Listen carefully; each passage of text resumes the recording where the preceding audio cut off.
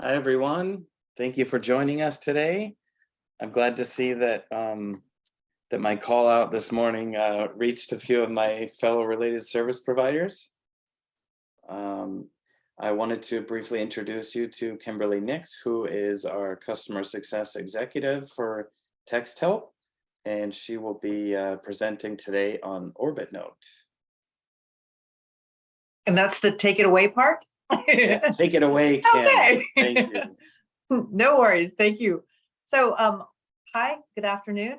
I know you all are coming off of an especially cold weekend, so hopefully this will warm you up before you head home if you're not already there.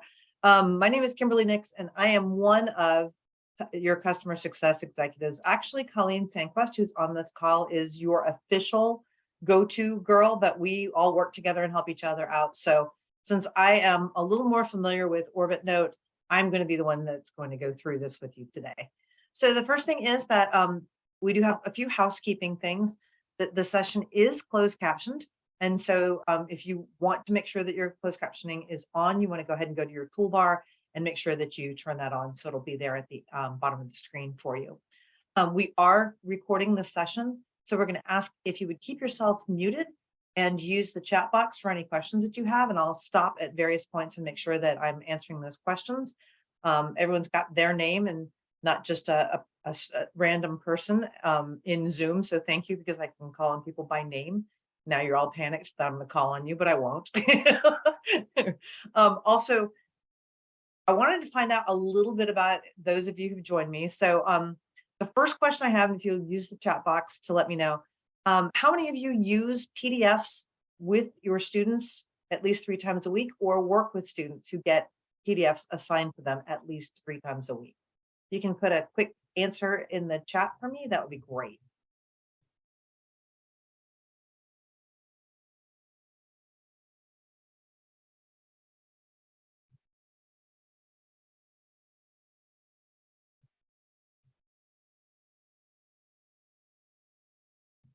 And you look engaged. You look very thoughtful.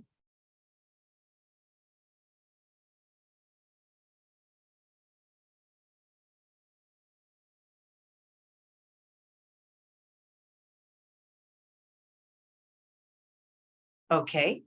And then the second question I have for you is, how many of you would consider yourself an avid user of Read&Write? In other words, you use it often enough that you could probably turn to your elbow partner and tell them a couple of things and how to use them.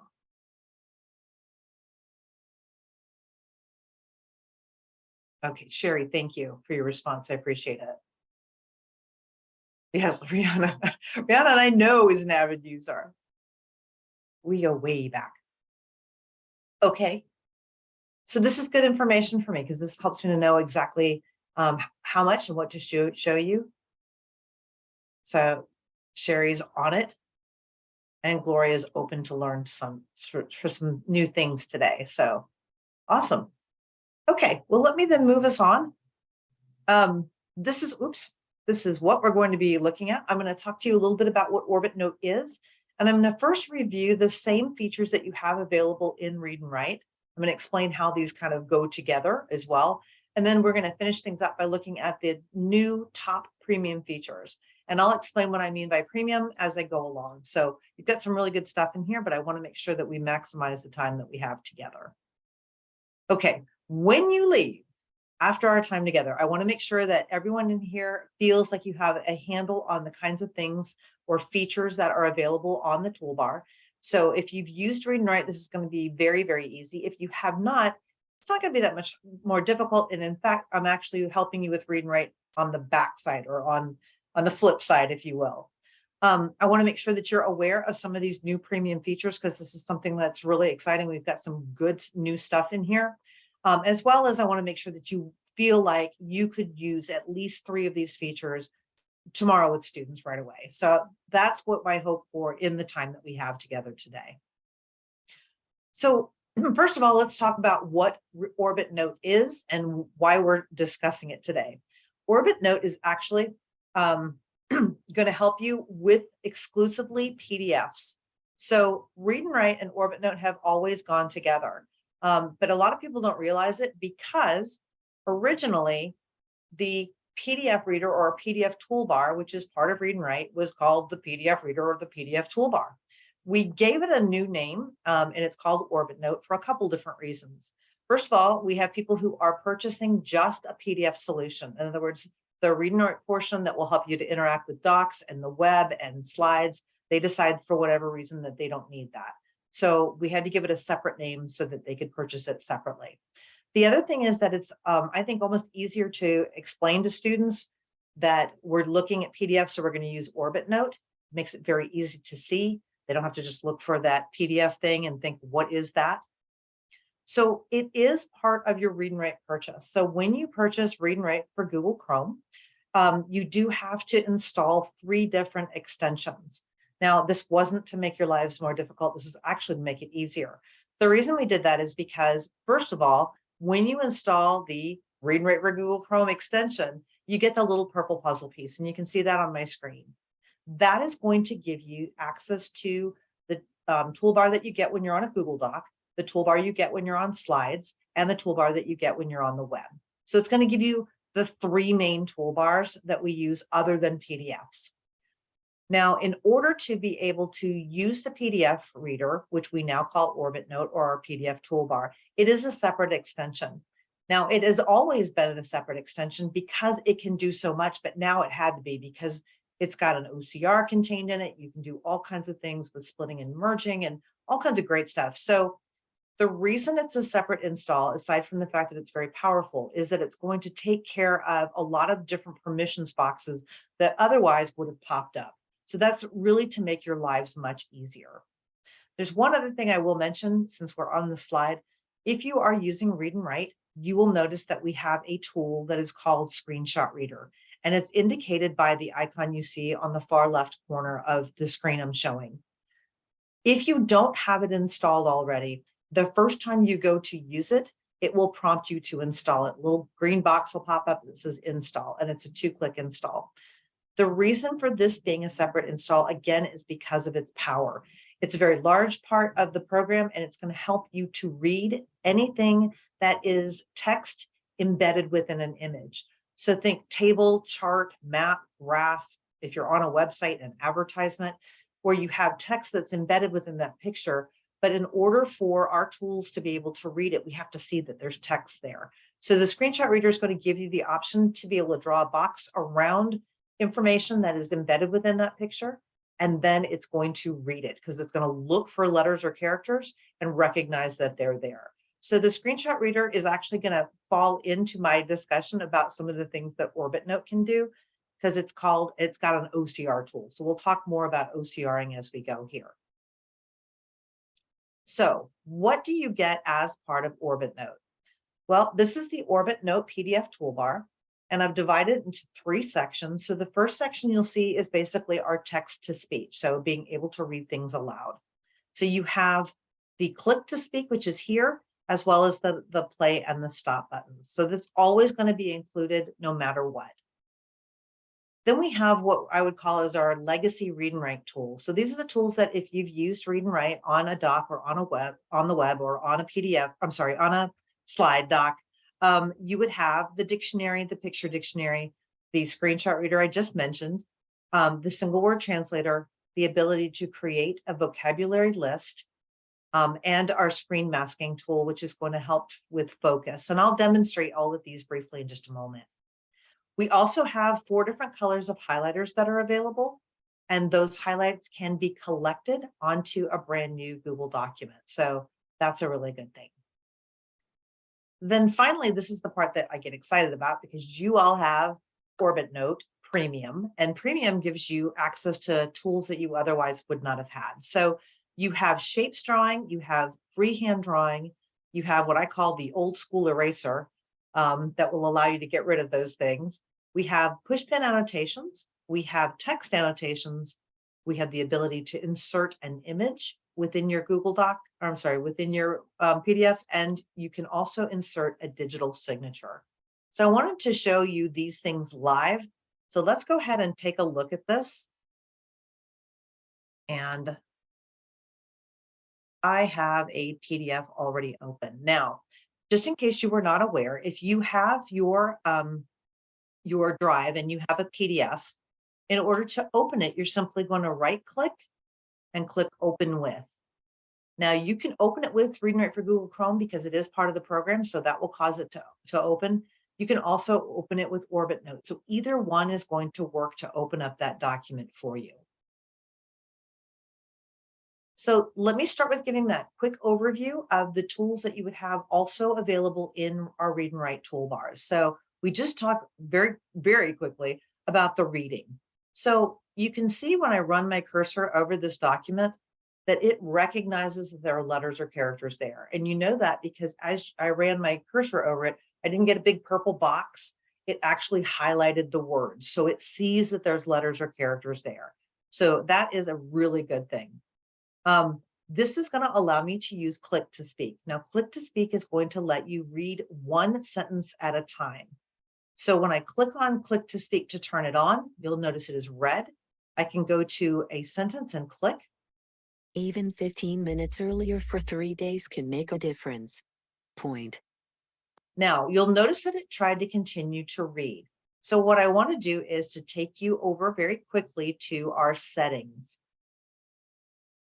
In the settings underneath speech, you will notice that we have the same settings that we do on the other toolbars. So you still have the same choice of voices here.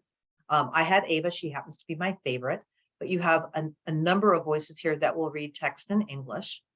And then you can continue on and look at the other voices that are here. The majority of them are going to read text in other languages. So unless you have a PDF that's already in Spanish or already in Dutch or already in German, you wouldn't need to change the voices to something that will read that. You're going to want to stick with probably, I would say, the US voices. Of course, we also have 2 UK voices. We also have 2 Australian voices, just to make things a little bit more fun and change things up.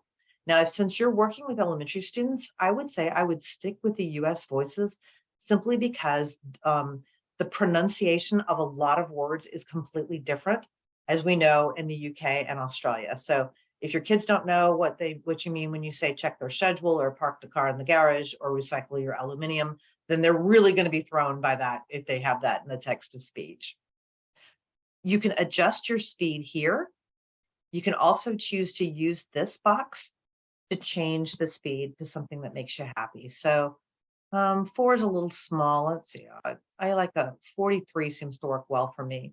Now, something that's in the OrbitNote settings that I really like, and I know we're working on to add to Read&Write, is that you can test your voice.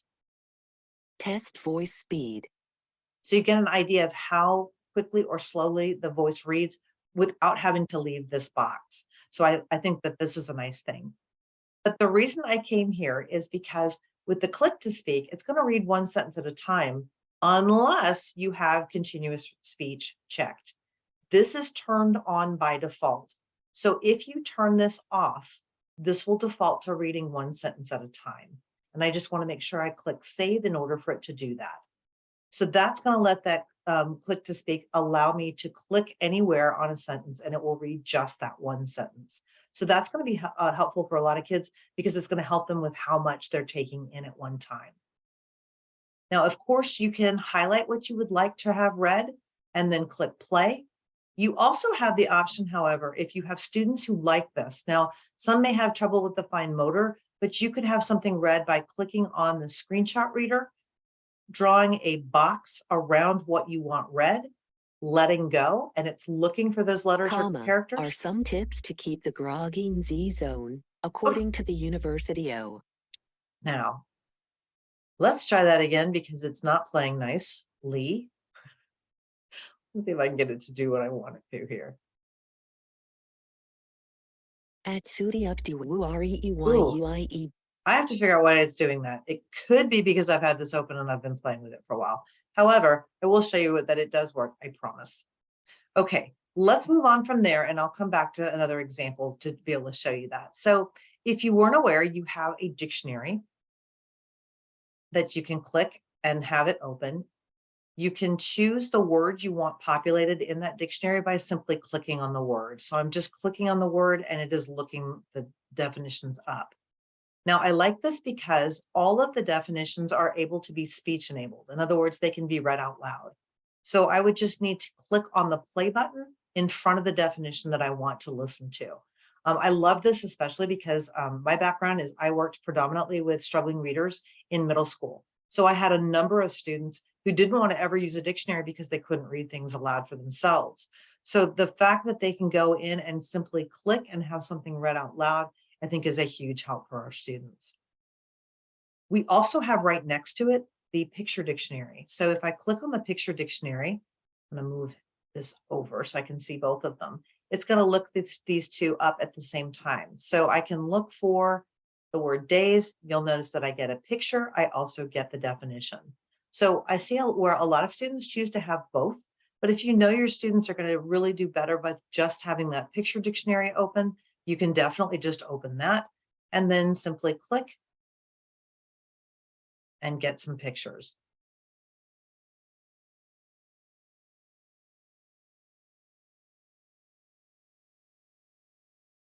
So this is a nice feature, and I think that the students generally really like the pictures as well.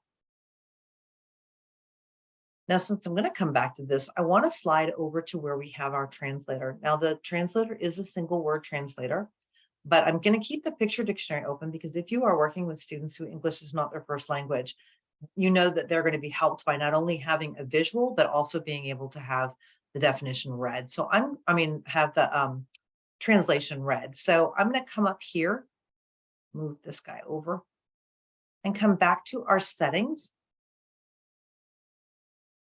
And here with translation, now this is a little different if you're used to the read and write toolbars, such as the docs or the web. The translation there is here at the bottom, but this actually gets its own page here. So you just want to make sure that you're translating to and from the correct languages. Spanish is going to be the default setting for North America, but you can go in and change it to a variety of different languages that are there. Make sure you click save. And then to launch the translator, you're simply going to click on the icon and move it out of the way. So now I have a picture of it, but I can also listen to this. Reloj. Cronometrar. So that will be helpful if I want to look up the word sleep. Got my pictures, and I can listen to these as well. Sueño. So I think that using these two together can also be a big help for students.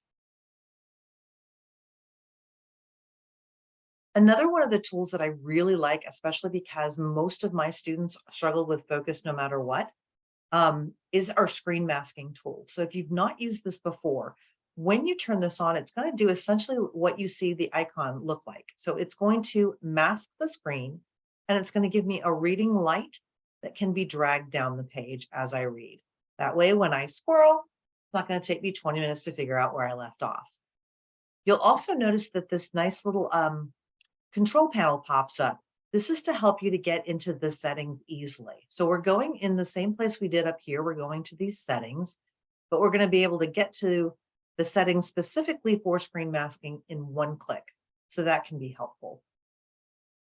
So first of all, you have background opacity. So you can make this much darker or much lighter, depending. You can also choose another color. So if gray is not your jam and you'd like another color here, you could use it. You also have the option of going from a clear reading light to choosing a color. So if there's a focus color that's really helpful for students, you just want to make sure you turn that on. You can decide how dark you want this to be, and then click save. And you can see here, I can just move this down the screen as I need it. Now, please note, you can use this at the same time you're using the text-to-speech. I would recommend that you go into your text-to-speech and turn it on continuous reading as opposed to one sentence at a time, because this could make kids nauseous going back and forth this way. So, but they can move it. The reason it will never automatically move down the page with the reader is because we want kids to focus on the screen. We want them to get the benefits of hearing the word, seeing the word, and then recognizing the word. So that's going to help them because they are going to have to be the ones to move it down the screen. So I'm going to go back into the settings. Another setting that I'll show you that may be helpful for some of your students If you have students who really would benefit from having a color overlay, letters swim on them, what you can do is what I'm going to do, which is to turn my reading light off. I'm going to change the background color. Now, I have found that most of my students who needed a color acetate or a color overlay needed either a shade of yellow or a shade of blue. So I'm going to make this a little bit lighter, a little bit paler. Click Save. Now I simply have a color overlay. So if that's all I need and that's what the student's going to be able to do better with, you have that as an option. And if you want to turn it off, you can turn it off here. It's going to come right back on and save your settings the way that you used it last. Now, there's a lot of other uses for it, but I just wanted to let you know that if you get really bogged down, you've played with it to the point where you've messed around with it and you don't know how to get it back like it used to be. We do have a factory reset button. So you can click on that factory reset. It's going to take it right back to the way you started. But basically, you're just looking at opacity for the reading light and the background. You're looking at being able to change the reading light height. And you can also change the colors. So don't let it overwhelm you. And I will tell you that generally, if you work with students and work with what their favorite setting is, they're not generally going to come in here and change it very much once they get what they like. All right, also included with the toolbar that you have is our highlighting feature. So I wanted to show you the highlighters. You do have 4 different colors to use.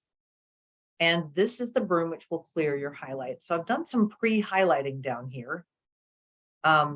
So I am able to pick up any colors that I want. If I'm looking for certain words, I can highlight individual words. So I can do this and choose a color. Or I can highlight, of course, entire sentences or paragraphs if I wish as well. To erase any highlights that you've made, all you're going to do is run your cursor over what you've highlighted and then click on the broom, which will clear your highlights. So very, very simple. But one of the reasons I get super excited about the highlighters in particular is that you can do a lot more with them. In other words, if you ask a student to highlight all the words that begin with a certain letter, then when they finish using the highlighter, they're done. However, you could ask a student to highlight all the words that begin with a certain letter in one color and then choose a different letter and highlight all the words that begin with that letter. What this is going to allow them to do is collect their highlighted information onto a brand new Google document. So it's going to make it much easier for you to go through and see if they have all of them correct. This is also going to bridge you into higher level thinking. So let's look at other categories that we can get students to use a color coding system for. So let me show you, if I want to collect my highlights, I'm going to come to what looks like a recycle symbol. When I click on that, it's going to ask me 2 things to begin with. First of all, do I want to collect this information and group it together by color? If I'm using a color coding system, I definitely do. But what if I'm looking at, say, more of a chapter and I want to create a study guide and I want the information to be laid out on my new Google Doc in the same position it was in the original document. I don't want everything grouped together by color.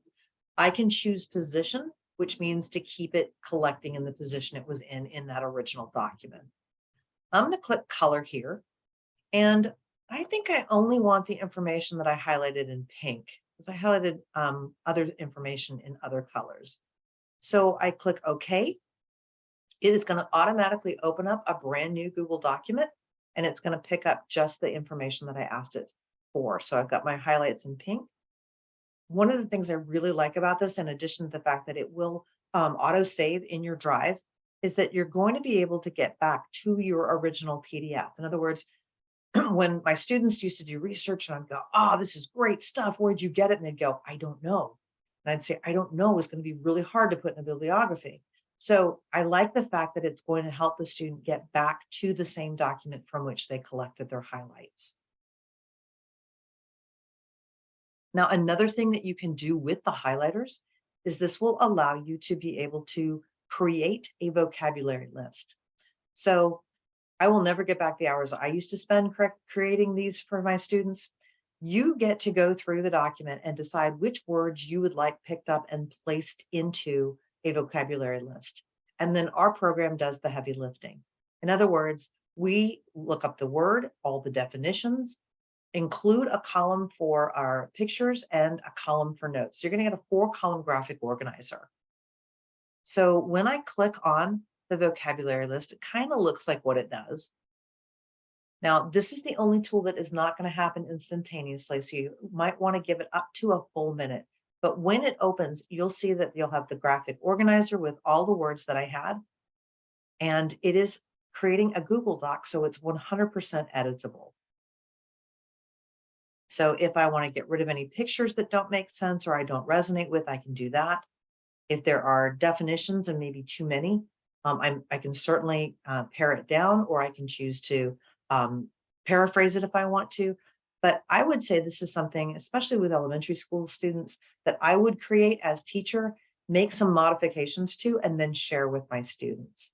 But the reason I really like it is because it does all the things that take so long for you. So let me stop for just a second and see if there's anything that I can help with in the chat. Good comments.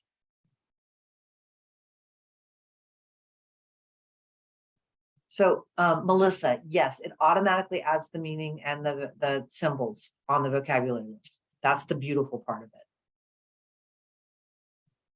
Yay. Okay. So this is completely editable. You can use it with all kinds of other tools. You can launch your Read and Write toolbar, and you can go to town with what you'd like to put on this. You could also share it as a Google Doc and have your students use the different tools that are on the Read and Write toolbar for Google Docs. Now, a couple other things I wanted to show you before we get into the ways that you can use some of the premium tools.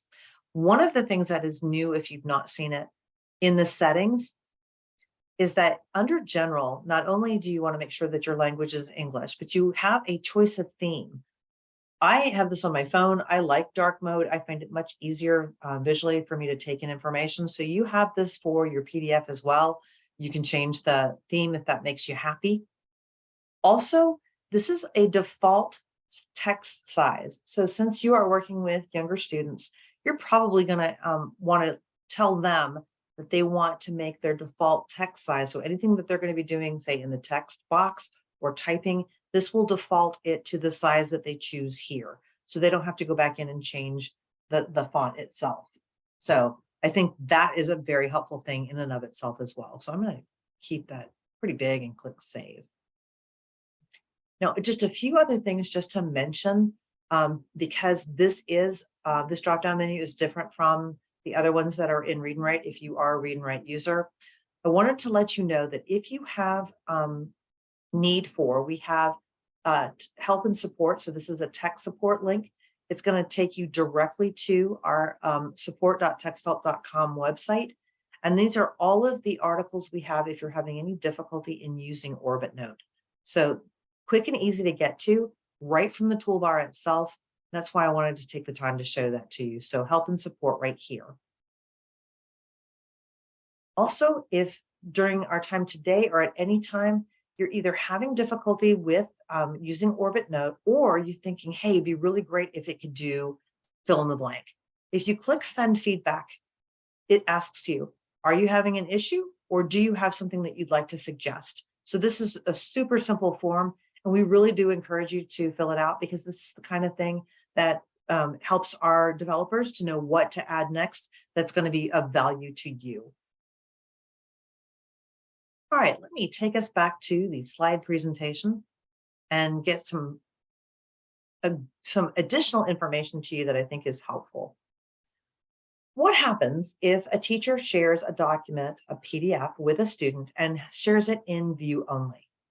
So one of the things that you'll note here is that if you share a document in view only with anyone, a colleague, a student, you'll notice that certain tools are grayed out. These are what we call the annotation tools.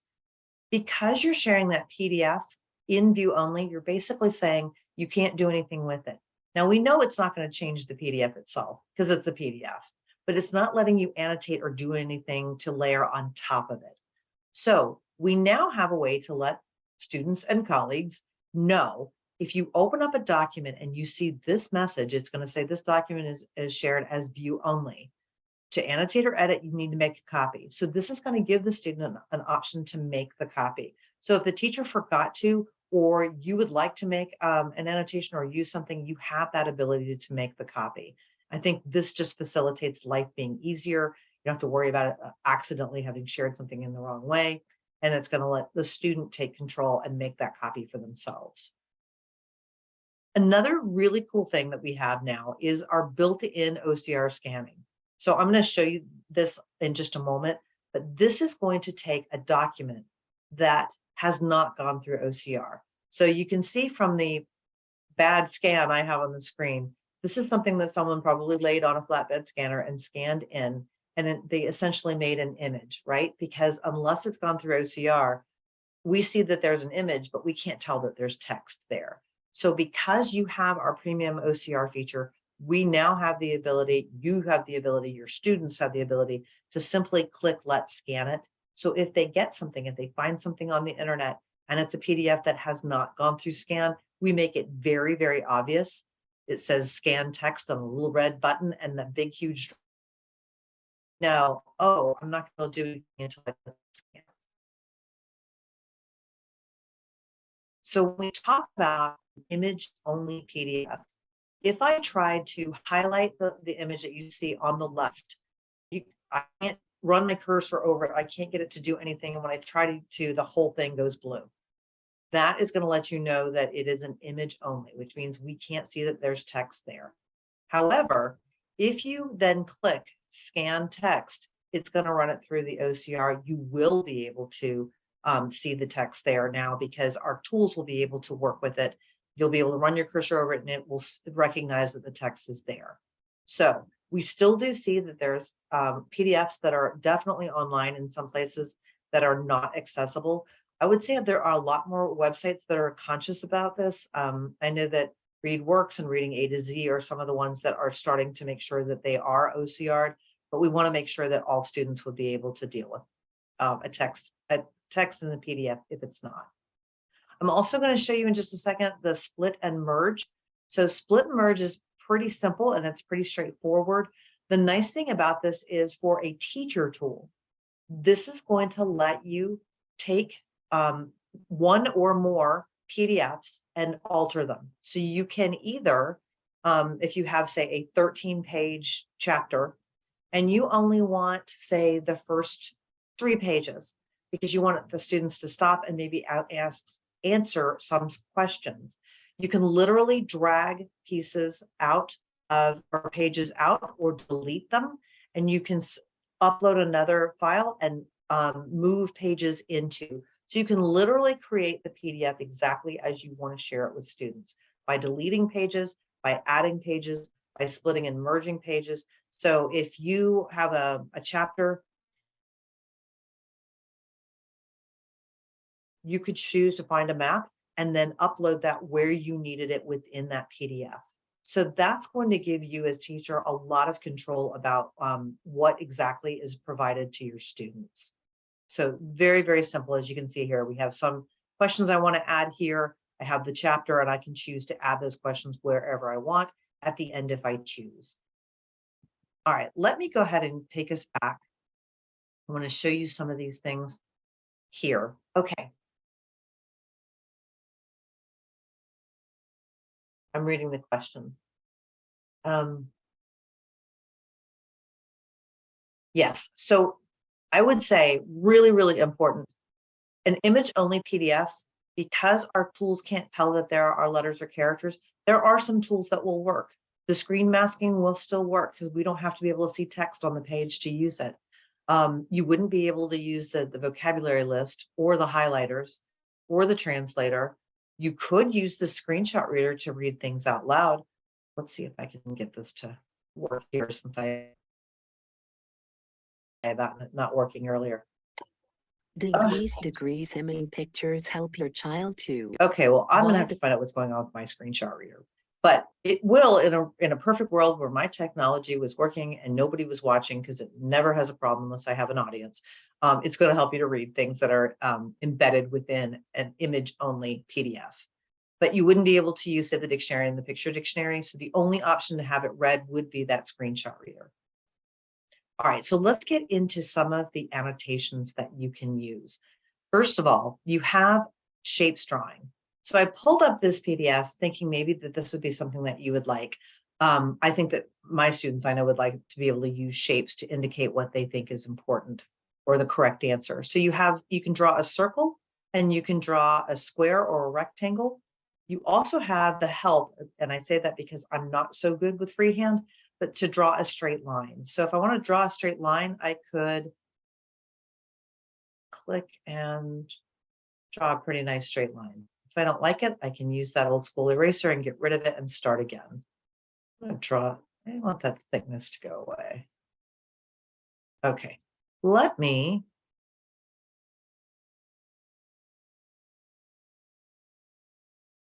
come on, there we go. Okay, so I am going to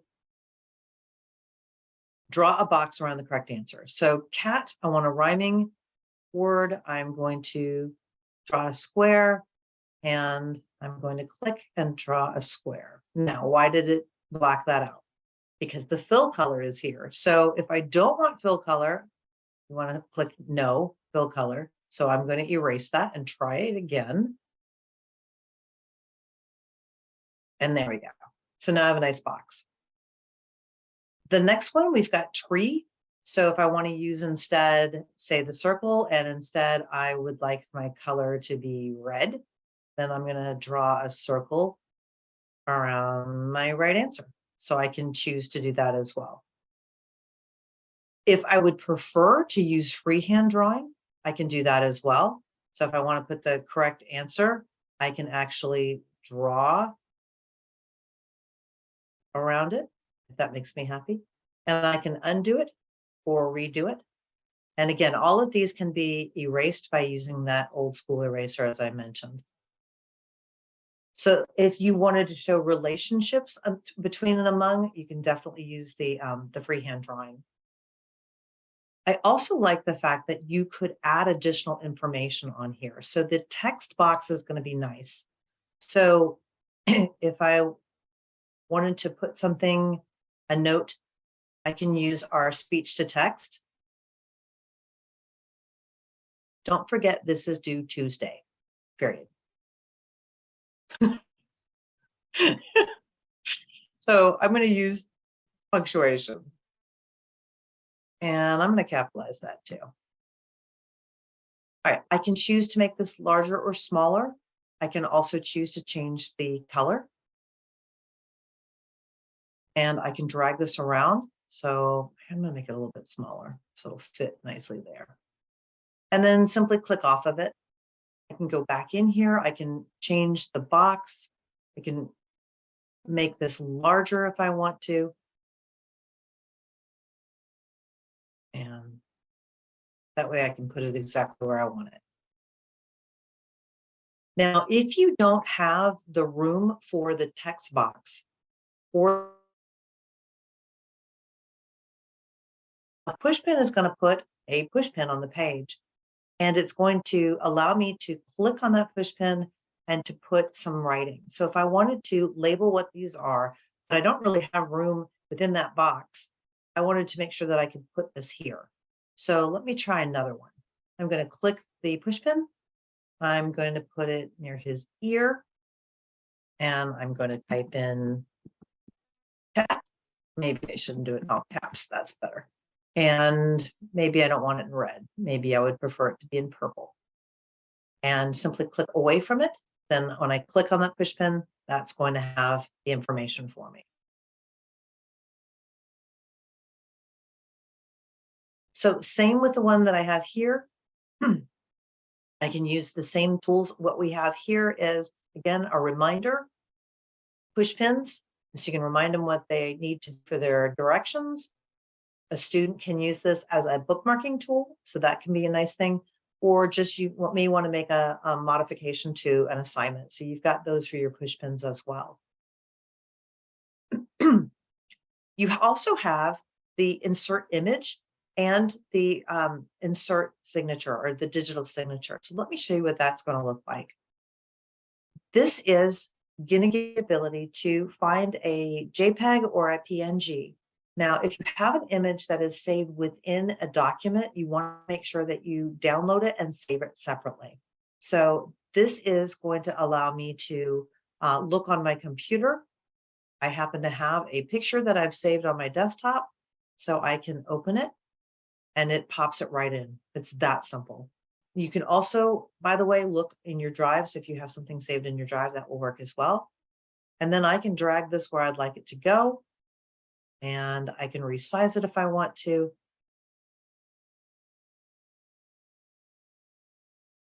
There we go. So now I've been able to add a picture, and I added this picture as well. So I can move this around as well. The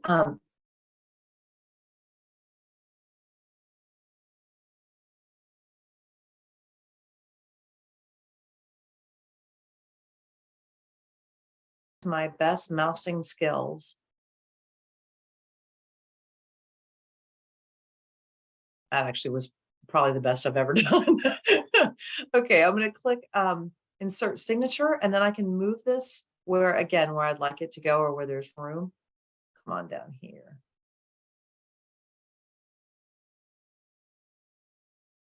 And place this. I can also change the size.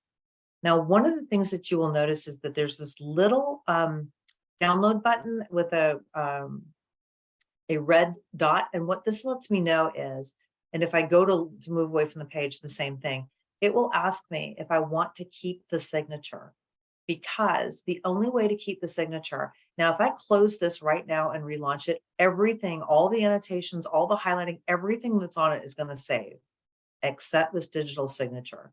And that's also by design.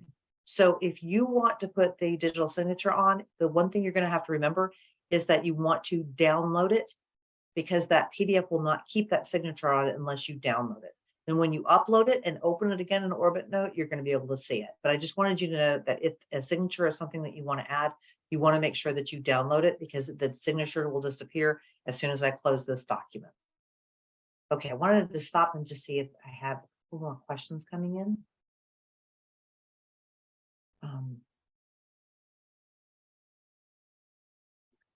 There is one question about adding boxes to a template onto a PDF so kids can click on it and type responses in it. I wasn't sure if my answer was entirely correct, so I thought I'd see if you had You can it. draw boxes before downloading it or sharing the PDF with the student. So you could make boxes in here. I would say that that would be difficult for the student to type in. I think that it would be better if you could either make the boxes and then make it into a PDF.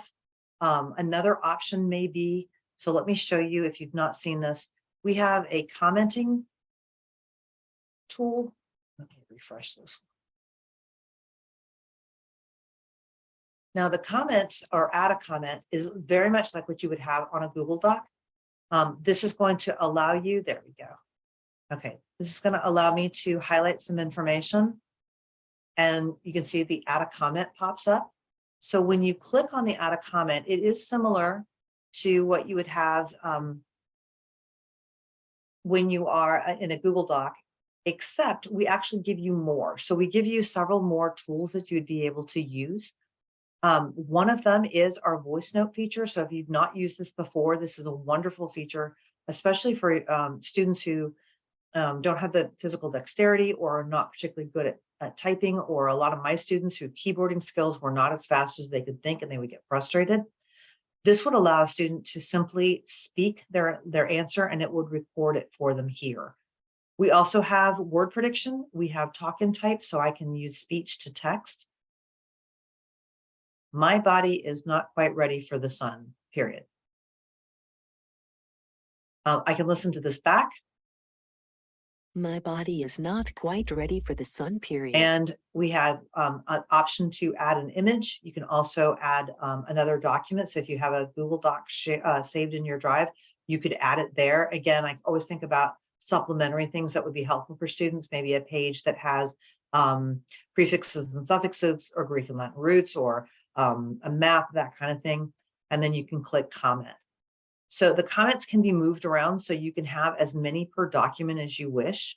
I also like the fact that if a student makes a comment, you can go in and make a comment back to them so you can have an asynchronous conversation.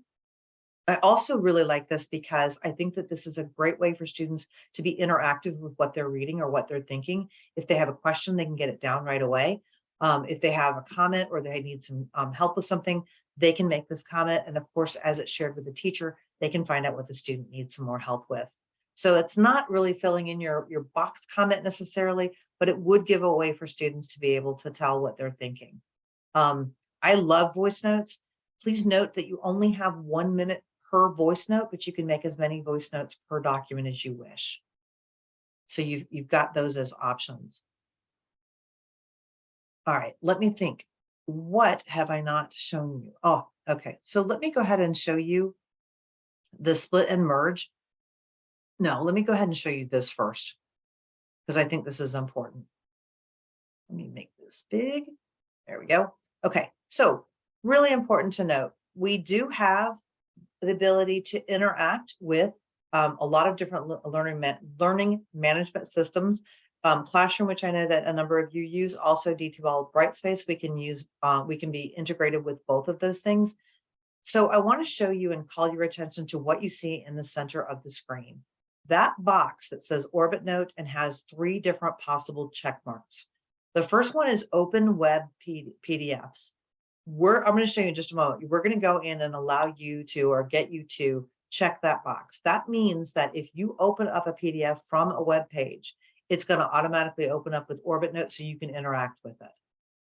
Another one that you want to make sure that you have checked is Open Classroom PDFs directly, which means it's going to automatically open up any PDF within Google Classroom into using OrbitNote. So it's going to have that toolbar as well.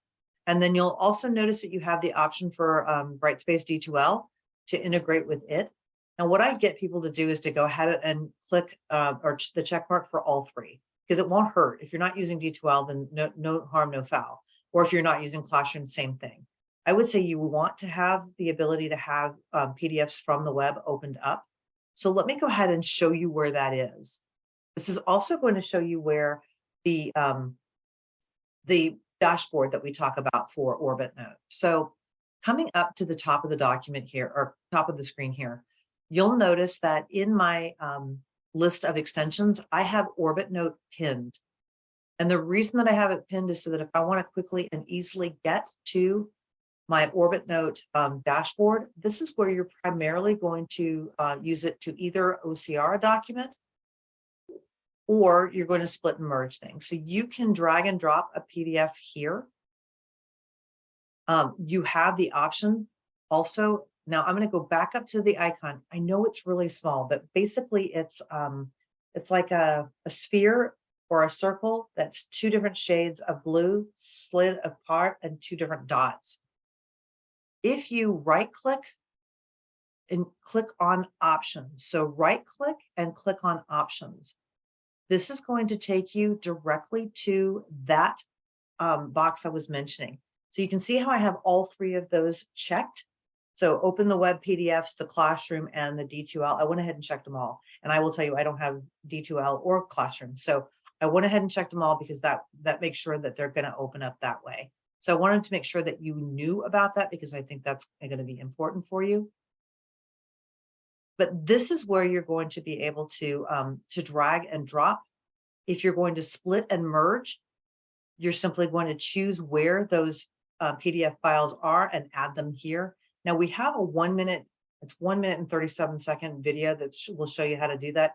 It will take me longer to pull all this together and show you than it would in that video. So I'm going to make sure that I show you the resources that you have available to you so that you'll be able to see that video. One final thing that I want to show you before I take you to that place. I want to go ahead and open up a PDF that needs scanning so that you can see what happens. Now, if you were paying attention to my drive, which is a mess, one of the things that you'll see is that I keep a whole folder full of things that are not OCR'd. The reason why is because if I click Let's Scan right now, it will make that document OCR'd, which is great for your purposes. For me, I need to show what it looks like when it's not been OCR'd. So I'm not going to click on this button, but I did want to show you how easy it is to see, oh, this has not gone through OCR. We can't see any text. That means my tools are not going to work. All I have to do is click Let's Scan, and it's going to scan that document as it is.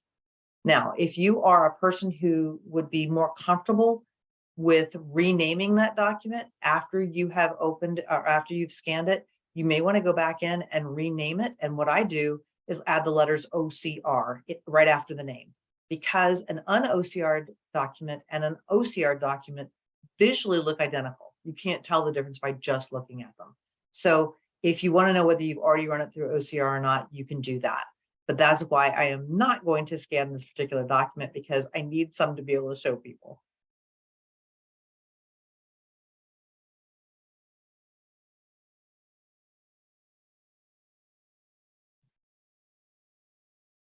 All right, so we have a couple of different resources for you. And actually, let me come out of here so I can show you what happens when I click on them. So we have an entire playlist on YouTube for our tools, or for our OrbitNote tools. So you can see here that this is going to take you to that list. So you have that available. We get into specifics about interacting with specific integration. So platform integration, that would be like Google Classroom, as well as with Brightspace D2L. Now, I put this document in because I think that you'll find that this is really helpful. So let me go ahead and take you to that document. So this has all of the links to all of the things that you could possibly want. The installation video, the getting the toolbar. We have a quick reference guide that can be very helpful. I'll pop that open while that's opening. The playlist here is very specifically named videos, so you can find them quick and easily. We have some support articles that are here as well for you. So you've got a lot of information. We even have some 20 ways that you can use OrbitNote in classrooms specifically. This is by a guy named Matt Miller from Ditch That Textbook, if you're familiar with him. He's got some really great ideas that are there. And this is not opening as fast as I'd like it. And then, of course, Rihanna added this last one to help you out. Thank you. So you've got how to access Read&Write and OrbitNote through to Boston Public, of course. So that will take you to the information about that. And I would bet that I will not be able to open it.